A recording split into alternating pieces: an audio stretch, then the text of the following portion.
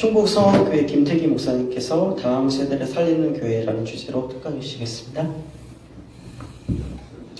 네, 파워포인트 좀 띄워주시고요. 네, 저는 충북 청주의 성원교회 교회를 개척한 지 이제 6년 차 되고요. 저희 교회 구성원들 한 25명에서 한 30명 정도 되는데, 아동부가 한 30%, 그리고 중고청 30%, 어른 40% 이렇게 다음 세대들이 많은 교회입니다. 그리고 저희 여기 화면 보면서 들어가세요.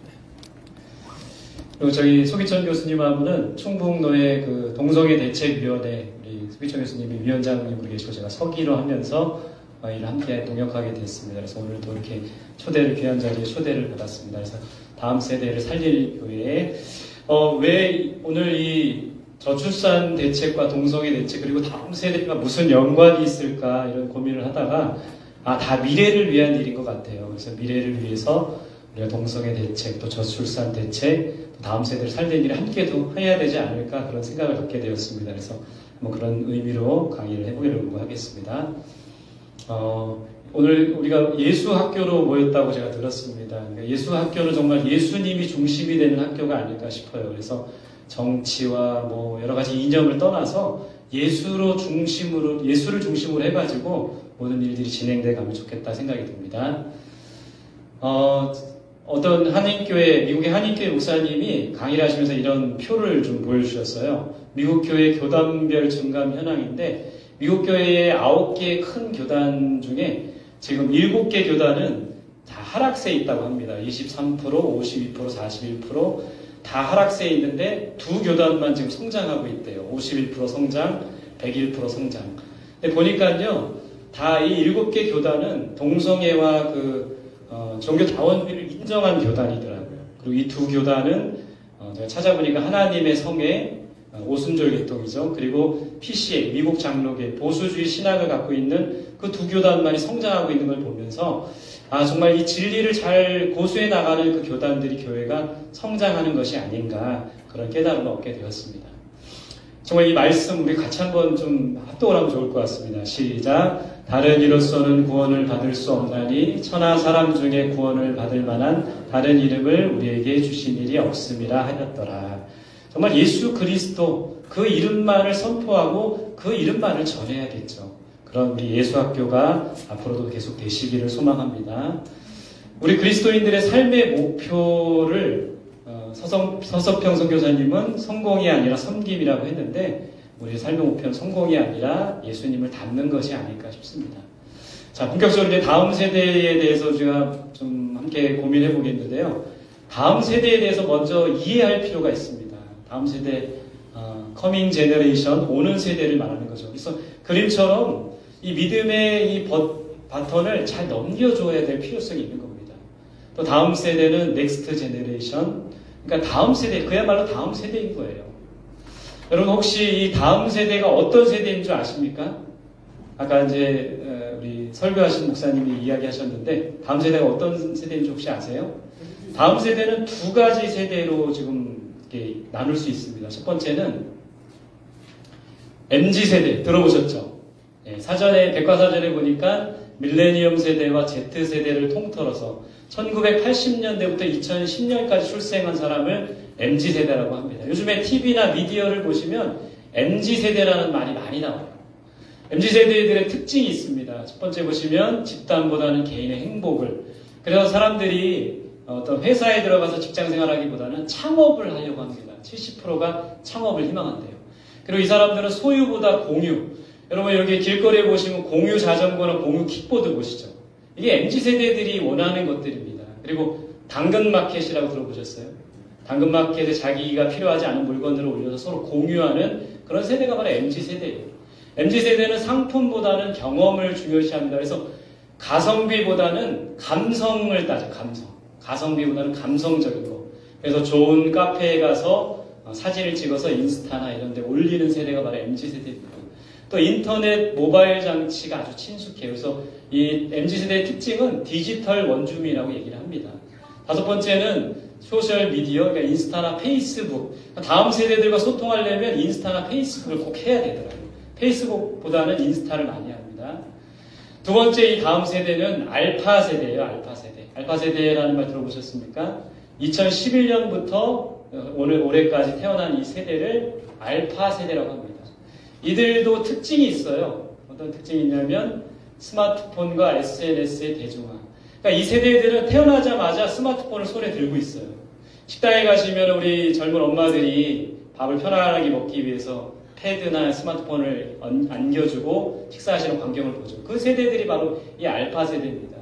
그래서 유튜브나 틱톡, 이 세대들은요, 책으로 공부하는 게 아니라 유튜브를 보면서 모든 걸 공부를 해요. 기타를 배우고 유튜브를 통해서 뭔가를 습득하는 그런 세대. 굉장히 창의적이고 다양한 콘텐츠를 자유롭게 활용할 수 있습니다. 또 이 세대들 중에 많은 아이들이 코로나 시대에 이제 이 학교에 들어간 거예요. 그래서 마스크를 쓰고 코로나가 이제 풀리면서 그때에서 이제 아이들이 서로의 얼굴을 확인했던 시대가 바로 이 알파 세대입니다. 중요한 것은 다음 세대를 우리가 먼저 이해해야 돼요. 그리고 다음 세대와 소통할 수 있어야 됩니다. 이 다음 세대의 핵심입니다. 그리고 다음 세대가 다른 세대가 되면 안 돼요. 왜 그러냐면 이 말씀에 보면 사사기 말씀입니다. 그 세대의 사람도 다 그 조상들에게 돌아갔고 그 후에 일어난 다른 세대는 여호와를 알지 못하여 여호와께서 이스라엘에 행하신 일도 알지 못하였더라. 다음 세대가 무슨 세대가 됐어요? 다른 세대가 된 거예요. 이런 일이 벌어지면 안 된다는 겁니다. 이 결과가 어떻게 되었냐면요. 곧 그들이 다른 세대입니다. 여호와를 버리고 바알과 아스타를 숨겼으며 여호와께서 이스라엘 진노하사 노력하는 자의 손 넘겨주셨다. 여러분, 우리 지금 다음 세대들이 다른 세대가 되면, 즉 우리의 믿음이 그들에게까지 전수가 되지 못하면 하나님의 진노가 임하게 된다는 겁니다. 그러니까 이것을 생각하면서 우리가 다음 세대를 또 사역을 해야 됩니다. 여러분들이 섬기시는 교회, 여기 목사님들도 계시고 뭐 장로님도 계시고 그러신 것 같은데, 교수님도 계시고, 여러분들이 섬기는 교회 다음 세대는 몇 프로나 될까요? 몇 명이나 되십니까? 교회 학교가 없는 교회가 43%래요. 앞으로 더 늘어날 겁니다. 절반 이상이 교회 학교가 없는 교회 학교가 점점 없어지는 그런 추세입니다. 저도 이제 부목사로 10년을 사역을 했는데, 제가 이제 다 개척하기 전에 있었던 교회를 보니까요, 코로나 이후에 아이들이 정말 교회 학교가 많이 줄었어요. 그래서 50명, 60명 모였던 그 유년부 학생들이 지금 5명 모인대요. 그래서 10명의 교사들과 5명의 아이들이 예배드리고 있는 그런 실정이라고 합니다. 조금 그러다 보면 이제 없어지는 거죠. 제가 한 교회, 우리 충북노회의 어떤 교회 임직식에 참여했는데 100년이 넘은 교회입니다. 근데 그 임직식에 보니까 임직자는 1명인데 은퇴자가 3명이에요.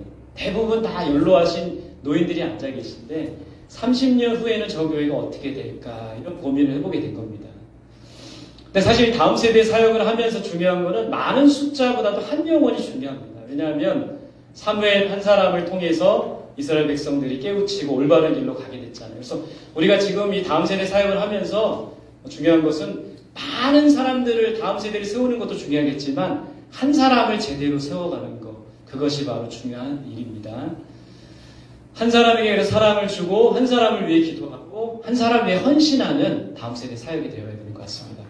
제가 이 강의를 준비하면서 이 책을 통해서 여러 가지 인사이트를 얻었는데요. 다음 세대 셧다운이라는 말은 컴퓨터가 이제 고장났다는 거예요. 시스템이 작동되지 않는다는 겁니다. 지금 다음 세대가 지금 그런 상황이 처해 있다는 거예요. 그 이유는 다음 세대와 우리 기성세대들이 소통하지 않기 때문이라고 진단하고 있습니다. 그래서 다음 세대 리부트라는 말은 그 셧다운된 컴퓨터를 다시 켜는 거예요. 그래서 이 리부트를 해서 이 컴퓨터가 다시 살아날 수 있도록, 다음 세대가 살아날 수 있도록 해야 된다고 이 책에 말하고 있습니다. 그 가장 중요한 그 방법은 본질을 회복하는 거예요. 다음 세대들을 위해서 뭔가 프로그램을 하고 그 다음 세대들에 맞는 뭔가를 하는 것이 아니라 본질을 회복하는 것이 바로 리부트의 핵심이라고 말합니다. 그것은 바로 기도와 말씀이겠죠. 그래서 다음 세대를 살리는 대안은 하나님만 전적으로 의지하기. 이 다음 세대를 살릴 수 있는 것은 하나님만이 하실 수 있는 일이라는 거죠. 그래서 우리는 사랑으로 섬기고 리부트, 컴퓨터를 다시 껐다 켜는 겁니다. 그래서 이 책에 보면 무엇을 리부트해야 되나, 교사를, 그리고 부모를, 공간을, 학생을, 교육 과정을 새롭게 해야 된다 말하고 있어요. 그래서 옛날에 이런 교회학교 모습인데 지금 교회학교 모습, 이런 공간 리부트가 있어야 된다고 합니다. 또 교육과정, 옛날에 말씀과 삶이라는 교재를 공부했는데 이제 이런 좋은 교재들이 많이 만들어지고 있습니다. 코로나 이후에 다음 세대가 급격하게 무너지는 것을 보게 되는 것 같아요. 이 그림에 보시면 예장 통합이 11만 명 넘게, 이게 2022년 통계인데 지금은 더 줄었을 겁니다. 합동이 17만 명, 감리교, 고신 다 지금 교세가 감소하고 있는 그런 실정 가운데 있습니다. 게다가 가난한 성도, 그러니까 가난한 성도 뭐죠? 거꾸로 하면 안 나가 성도죠. 교회에 안 나가고 있는 성도들이 점점 이 퍼센테이지가 늘어가고 있어요. 2017년 23%, 아마 코로나 이후에 더 많아졌을 거예요. 성결교회에서 조사한 건데 교회에 가장 시급한 문제가 뭡니까? 다음 세대 문제라고 얘기를 합니다. 그럴 정도로 다음 세대의 문제가 심각한 거예요. 또 이런 책도 있어요. 청년들이 교회를 떠나는 33가지 이유, 다음 세대들이 교회를 떠나고 있다는 거예요. 근데 마땅한 대안도 없는 그런 실정이라는 겁니다. 박상진 교수님은 다음 세대가 줄어든 이유를 4가지로 설명하고 있어요. 첫 번째는 저출산으로 인한 학력 인구 감소. 여러분 지금 학교들이 학력 인구가 계속 감소하고 있고 이제 개학을 했는데 신입생이 한 명도 없는 그런 학교들이 많다고 합니다. 우리 충북 지역도 9개 학교인가 그렇대요. 제일 많은 데가 전남인가 그런 걸로 알고 있는데 이 저출산으로 인해 학력 인구가 감소하고 있는 것이 교회 학교 줄어드는 아주 직접적인 원인이 되고 있습니다. 탈종교화로 인한 종교 인구 감소. 표에 보시면 종교에 사람들이 관심이 없고 종교에 대한 불신과 실망 때문에 종교 생활을 하지 않는다는 거예요. 이것으로 인한 다음 세대에 또 영향을 미치는 거죠. 또 한국교회 신뢰도가 추락. 많은 젊은이들이 교회를 떠난 이유가 이런 이유예요. 그래서 별로 신뢰하지 않는다, 전혀 신뢰하지 않는다가 60%가 넘는 거죠. 그래서 교회를 신뢰하지 않으니까 교회로부터 뭔가 교육을 얻고 싶지 않고 교회를 떠나는 다음 세대들이 많이 있는 겁니다. 4번째 이유는 이제 코로나 여파라고 합니다. 그림에서 보듯이 코로나 전의 모습인데 지금도 이런 모습에서 벗어나지 못하고 있는 사람들이 많이 있어요. 제가 아는 분도 주일날 여행을 가면서 핸드폰을 틀고 운전하면서 예배를 드리는 분도 계시더라고요. 이런 여파로 이를 좀 벗어나야 되는 것 같습니다. 이런 원인으로 인해서 교회 학교가 심각한 위기를 맞고 있고 다음 세대 세우는 것에 어려움을 겪고 있습니다. 자, 왜 다음 세대를 세워야 할까요? 여러분들에게 한번 질문해 드리고 싶어요. 왜 다음 세대를 세워야 합니까? 3가지 제가 정리해봤는데 첫 번째는 교회의 사명이기 때문에 그래요. 교회 사명입니다. 이 말씀 기억하시죠? 땅끝까지 가서 세례를 베풀고 제자를 세워. 선교지에 가서만 이것을 적용할 것이 아니라 다음 세대에게도 바르게 말씀을 가르치고 세례를 주고 제자를 삼아야 된다는 거예요. 교회의 사명이라는 겁니다. 2번째는 여러분 교회의 생존 문제이기도 해요. 지금 이대로의 모습으로 계속 가다가는 교회 학교, 지금 43%가 교회 학교가 없다고 했죠. 50%가 넘고 60%가 70%가 넘으면 정말 교회 학교가 있는 교회는 정말 몇 프로 되지 않는 그런 시대가 온다는 겁니다. 교회의 생존과 관련돼 있어요. 또 이 문제는 다음 세대 살려야 하는 이유는 교회의 미래이기 때문에 그래요. 지금 우리 교회가 많이 모인다고 그걸 자랑할 것이 아니라 다음 세대가 지금 어떻게 세워져 있는가를 진단해 봐야 될 필요가 있다는 거예요. 그래서 우리가 다음 세대를 세워야 되는 이유는 교회의 사명이고 교회의 생존이고 교회의 미래이기 때문에 그렇습니다. 그래서 미래가 밝은 교회는 다음 세대를 잘 세우는 교회예요. 저희 교회의 다음 세대 얘기를 좀 해보려고 합니다. 저희 교회가 어떻게 다음 세대를 하는지. 저희는 2018년 1월에 11명으로 시작을 했어요. 근데 그림에 보듯이 다음 세대들이 절반이 이렇게 시작이 됐습니다. 저희 교회 이름이 성언교회거든요. 이룰성의 말씀원이에요. 교회를 개척하면서 하나님의 말씀을 이뤄보자, 하나님의 뜻을 이뤄보자. 우리의 계획과 생각이 아니라 저희 교회의 모토가 되는 말씀입니다. 사람의 마음에는 많은 계획이 있어도 오직 여호와의 뜻만이 완전히 서리라. 제가 교회를 6년 동안 개척해서 6년 지내보니까요, 계획대로 되지 않더라고요. 하나님의 뜻대로 되더라고요. 그래서 이런 모토를 가지고, 그래서 제가 이렇게 교회를 처음에 저의 생각 속에 계획 다음 세대가 있었던 건 아니에요. 근데 교회를 하다 보니까 다음 세대가 많이 모이게 되고 다음 세대들을 향한 하나님의 계획과 뜻을 발견하고 그 뜻을 이루게 되는 것 같아요. 제가 이 강의를 올 초에 우리 노예 선교회에서 이 강의를 했는데 그 이후로 계속 이 강의를 또 하게 되더라고요. 그만큼 이 다음 세대를 세우는 일이 중요하기 때문이 아닐까 싶습니다. 저희 교회 다음 세대들과 함께 통합 예배, 저희는 1층 북카페를 하면서 이렇게 예배를 드리고 있어요. 평일에는 북카페를 하고 주일에는 예배를 드립니다. 다음 세대들이 함께 모여서 통합 예배, 작년 성탄 예배 모습인데 통합 예배를 드리고 있습니다. 저희 교회 찬양팀 다 다음 세대예요. 청년, 중고등학생, 고등학생이 됐고 반주하는 저희 딸이고 다음 세대들 찬양팀이 예배를 인도합니다. 저희는 예배 드리고 나면 바로 집에 안 가고 말씀 나눔을 해요. 그래서 점심 먹기 전에 부서별로 모입니다. 여기 아동부 모습이고요. 여기 어른들, 장년부 모습이고요. 또 여기 중고 청년들 모습이에요. 근데 사실은 여기 아동부가 10명이 넘었었어요. 근데 이 아이들이 졸업해갖고 중학생이 4명이나 이 중고청에 올라갔습니다. 그러니까 다음 세대를 잘 세워야 될 이유가 여기에 있어요. 초등학생들을 잘 세웠더니 중고청년부가 부흥하는 거예요. 또 몇 년 후에 이 중고청이 또 이제 이 자리로 오지 않겠습니까? 그래서 저희는 이제 주일날 예배 드리고 이제 설교 말씀을 함께 나누는 거예요. 어떻게 살아갈 건지, 어떻게 한 주간을 보낼 것인지 말씀 나눔을 한 30분 정도 합니다. 방학 동안에 저희는 다음 세대와 함께 수요 예배를 해요. 수요 예배에 아이들이 방학 때 나와요. 이렇게 아이들이 많이 나와가지고 말씀을 함께 나누고 또 이 아이들은 다음 세대들은 제가 예배 끝나면 한 사람 한 사람씩 안수 기도를 꼭 해줍니다. 그래서 2달여간 우리 아이들이 많이 나와서 평소에 수요 예배 5명 나오는데 아이들 때문에 10명이 넘었어요. 그래서 방학 때마다 이 다음 세대와 함께 드리는 수요 예배를 드립니다. 올 초에 이제 신년 특별 새벽 기도 다음 세대와 함께 하는 특별 새벽 기도를 드렸어요. 그래서 아이들이 대표 기도도 하고 특성도 하면서 이렇게 함께 다음 세대와 함께 사역하고 있습니다. 전도도 어른들은 전도 하나도 안 해요. 전도하자 그러면 어른들은 다 도망갑니다. 근데 아이들은 열심히 전도해요. 순수하게 전도합니다. 저희 교회의 사실 핵심이 되는 이 사역이 어린 사역인데 저희 교회 전도사님이고 계속 초반부터 저랑 함께 사역을 했어요.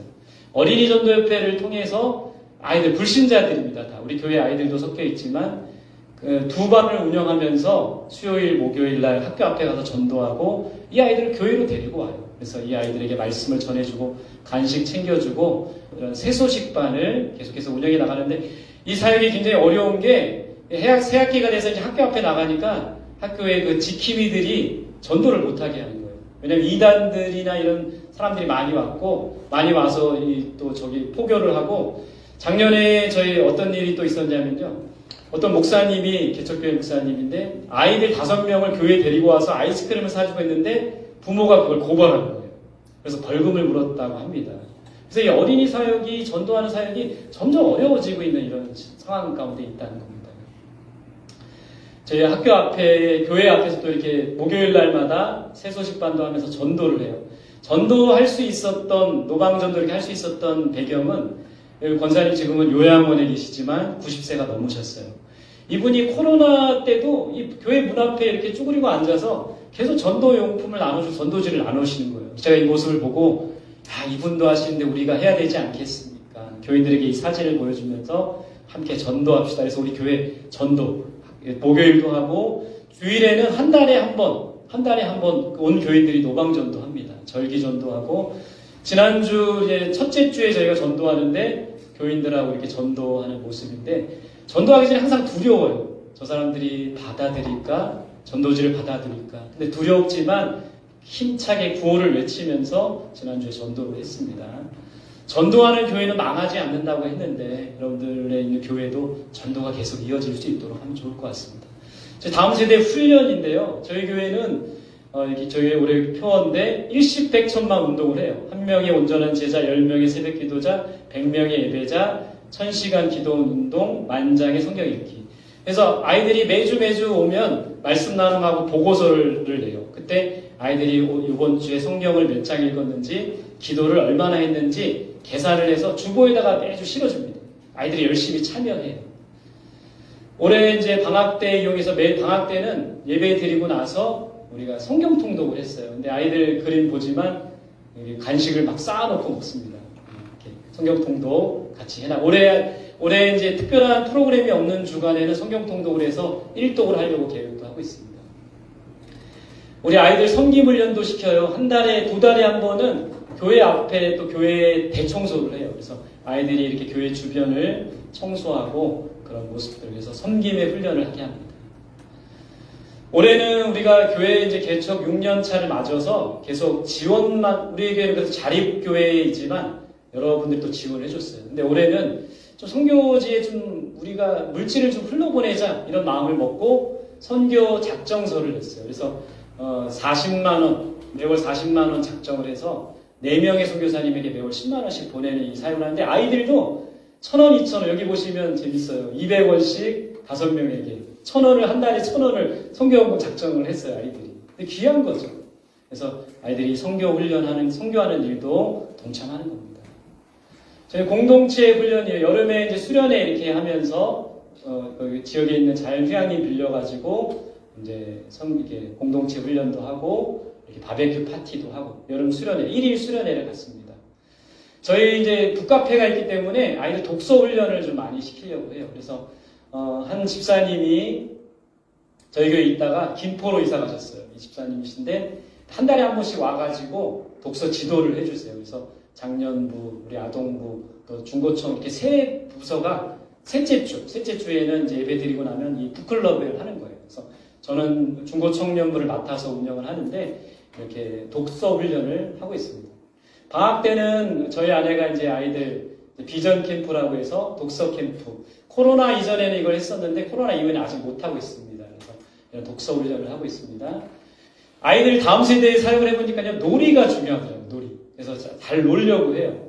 그래서 저희 교회에 이제 책도 많지만 보드게임도 많이 있습니다. 그래서 아이들이 와서 새서식반에 오면 이 아이들이 보드게임을 가지고 놀아요.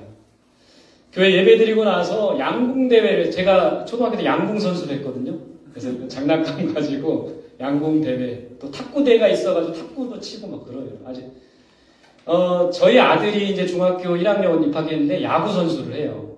동네에서 이제 아이들 데리고 야구하다가 야구 선수를 하게 됐어요. 4학년 때부터. 그래서 지금 중학교 이제 야구 선수를 하고 있는데, 이런 이제 아이들, 여기 믿지 않는 아이들이 많습니다. 동네 아이들 불러 모아놓고 야구하면서 이렇게 놀이가 중요하더라고요. 장학금도 줍니다. 저희 장학금, 우리 졸업하는, 초등학교, 중학교 졸업하는 아이들에게 장학금을 주는데, 또 청년들, 사업을 하는 청년들인데, 사업, 우리 지원비도 좀 줬었어요, 교회에서. 근데 올해 이제 졸업하는 학생들이 많아서 장학금 주려고 보니까 너무 부족하더라고요.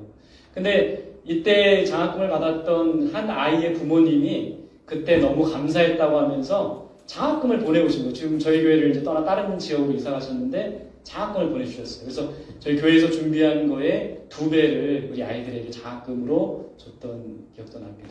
달란트 잔치를 이렇게 연말에 했어요. 그래서 열심히 예배에 나온 아이들, 성경 열심히 읽고 전도한 아이들, 이렇게 달란트 잔치 연말에 합니다. 있습니다. 또 아이들 이렇게 악기, 찬양 인도하는 형제가 뭐 기타도 드럼도 베이스 기타도 잘 다뤄서 청소년들에게 악기도 가르쳐주고 있습니다.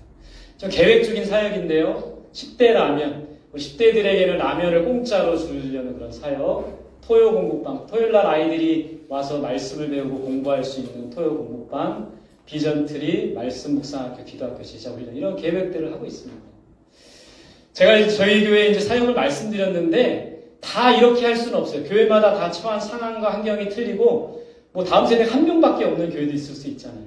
또 그런 여건과 환경이 되지 않는 교회들도 있었잖아요. 그래서 제가 목사님들이나 또 이제 여러분들에게 말씀드리는 거는 2가지만 잘합시다 이 얘기를 해요. 그것이 첫 번째는 잘 노는 거예요. 교회가 놀이터가 되게 하는 겁니다. 보드게임이나 집에 있는 장기판만 가지고 와서 교회 놔도 아이들이 그걸로 장기나 안 둬도 알까기를 할 수가 있습니다. 그러니까 이런 교회가 놀이터가 될 수 있도록. 어느 교회, 제 동기 목사님 어느 교회는 개전도사가 있대요. 개전도사. 뭔지 아세요? 개가 전도를 하는 거예요. 개가. 그 교회 개를 키우니까 그 학교, 주변에 학교 아이들이 개를 보러 오는 거예요. 이 개를 막 타고 개하고 같이 막 노는 거예요. 그래서 개전도사라고 그 목사님 부르시더라고요. 핵심은 교회가 놀이터가 될 수 있도록. 여러분들이 섬기시는 교회가 아이들이 와서 놀 수 있는 곳이 될 수 있도록 그런 여건을 만들어주고 어른들이 그것을 위해 투자하시면은 아이들이 부응할 수 있게 된다라는 거예요. 그래서 놀이터가 될 수 있도록. 아이들 이렇게 놀고 밥 사줬더니 자기들끼리 음료수 이렇게 딱 막 잔을 기울이는 겁니다. 생명 연장을 위하여 그 잔을 기울이고 있는데 즐거운 거죠. 놀이터가 되고 있는 거죠. 또 한 가지 우리 교회들이 잘해야 될 거는 잘 먹이는 거예요. 저희 교회 뒷뜰에 보시면 저희 1층인데 이런 공간이 있어서 1년에 몇 차례씩 바베큐 파티를 해요. 그리고 작년에 우리 다음 세대 5월 달에 청년 청소년 주일이 5월 마지막 주였는데 마라탕을 사줬어요. 선물하지 않고 우리 요즘 MZ세대들이 좋아하는 게 마라탕입니다. 마라탕을 사줬더니 아주 애들이 좋아하더라고요. 잘 먹이는 겁니다. 그리고 여기 축구하는 아이고 저희 아들 야구하는 아이고 청년 청소년들 아이들인데 이제 이 아이가 울진으로 이제 축구 고등학교 이제 울진으로 축구하는 학교 울진으로 이사를 이제 가는 바람에 고기 파티를 했는데 4명이서 한 30인분 먹었어요. 근데 여기가 다행히 무한리필집이었습니다. 무한리필집이었는데 중고등학생들은 16,000원. 아직 중학교 안 들어가가지고 초등학생 요금을 냈어요. 9,000원. 네. 그러니까 그렇게 내고 30인분을 저는 굶느라고 먹지도 못했습니다. 그러니까 잘 먹이는 거. 잘 먹일 때 육의 양식만 잘 먹이는 게 아니라 영의 양식을 잘 먹여야 되더라고요. 그럴 때 몸과 영이 건강해질 때 이 아이들이 다음 세대 이 교회 안에서 잘 성장하게 되는 모습을 보게 됩니다. 자, 결론입니다. 다음 세대를 세우기 위해서 교회가 할 일, 또는 우리 어른들이 할 일은 뭐냐면 제가 7가지 정리를 했어요. 첫 번째 한번 1 하면 여러분들 읽어주세요. 1. 한 사람 한 사람에게 집중하는 게 중요합니다. 그래서 한 사람 한 사람에게 여러분들 어른들이 우리 아이들 머리 한번 쓰다듬어 주는 거 그 아이들이 굉장히 귀한 거예요. 큰 거일 수 있습니다. 그래서 한 영혼 한 영혼에게 집중해야 됩니다. 2. 시작. 2. 사실은 투자적으로 경제적인 관점에서 다음 세대 사역은 힘들어요. 돈이 안 되거든요. 그러나 이건 투자라고 생각이 듭니다. 이 아이들이 잘 믿음 안에 성장하게 되면 청년, 청소년, 또 장년이 되는 거죠. 그렇게 되면 교회는 결코 손해보지 않는 그런 일들을 하게 된다는 거죠. 자, 3. 그러니까 여러분들 교회가 놀이터가 될 수 있도록 어른들이 협조해 주시면 좋아요. 우리 어린아이들이 있다면 조그만한 미끄럼틀 하나 갖다 놓으시고요. 장기판도 좋고 보드게임도 좋고 뭐든지 축구공 하나만 갖다 놓어도 됩니다. 교회가 놀이터가 되게 하면 좋습니다. 4. 놀게만 하지 말고 이 아이들이 사역할 수 있게끔. 저희 교회 같은 경우 전도하자 그럼 아이들이 다 합니다. 성경 읽자 아이들이 해요. 또 뭐 하자 그럼 아이들이 먼저 합니다. 순수한 거예요. 그만큼. 이 아이들이 다음 세대 동역자가 될 수 있도록 해야 합니다. 5. 기도와 말씀의 용사로 세우자. 본질을 회복해야 됩니다. 기도와 말씀의 용사로 세워야 합니다. 자, 6. 교회에만 맡겨서는 안 돼요. 가정의 역할도 중요한 겁니다. 그래서 교회와 가정이 함께 협력을 해야겠죠. 마지막 7. 어느 교회는 그 교회 안에서 같이 결혼하면 신혼여행비를 주는 교회가 있다고 합니다. 그만큼 많은 투자를 해야 되는 거예요. 그래서 결혼과 출산을 장려할 수 있는 그런 교회들, 그런 다음 세대, 또 여러분들이 많은 관심과 사랑을 베풀어 주시길 바랍니다. 강의 마치겠습니다. 감사합니다.